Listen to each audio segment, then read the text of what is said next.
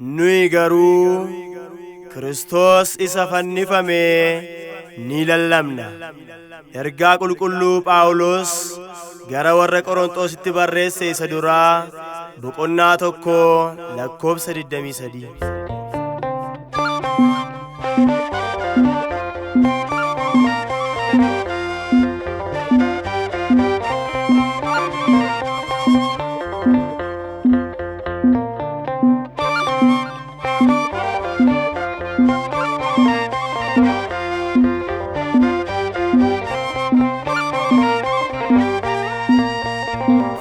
Fannifame nageenyaaf nu kan fanneen maamsa barbaachaaf nu argate nu fayyifate dhiiga isaan kan nu godhate. Fannifame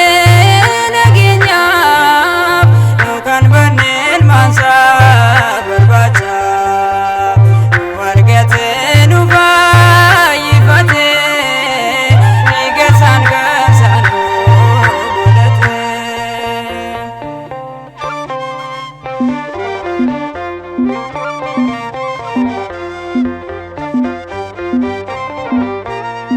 Ratini marfame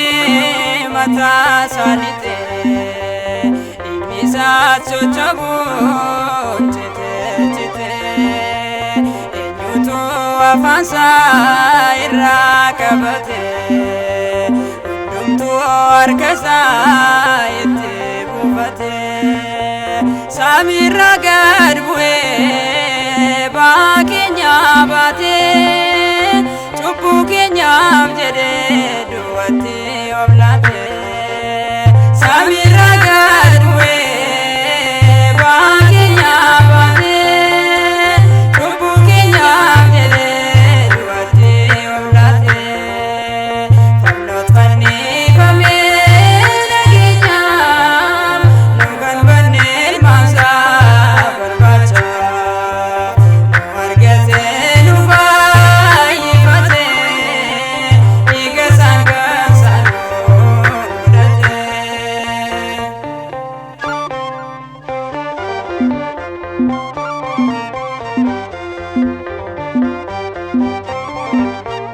Yehudonni marsum bitam mirgasa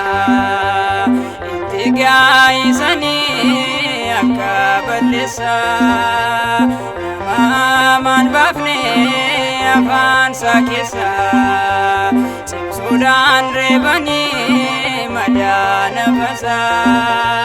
kanuma maal gonaaniif akkas nu jaallate amma du'aa isaatti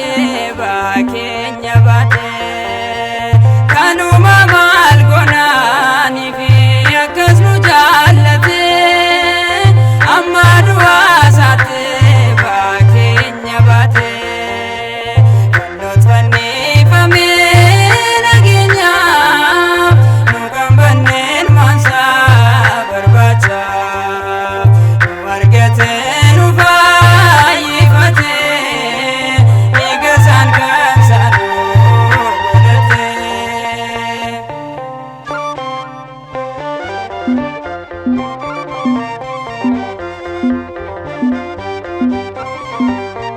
Karaanii obaase muka isa jiidhaa jaalalli nuuf qabu baay'ee raajidhaa waraanuun madeessaan miilaaf qomasaa lamaanuun hin hafne barruun harkasaa yoomuu nurraan ba'u hedduu miidhamnisaa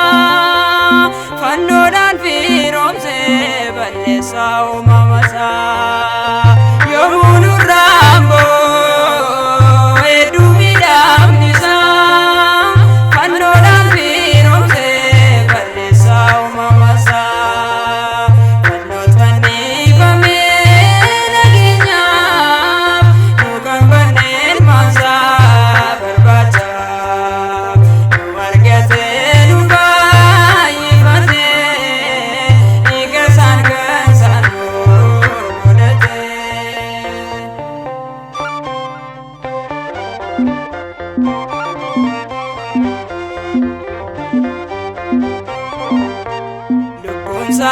dabarte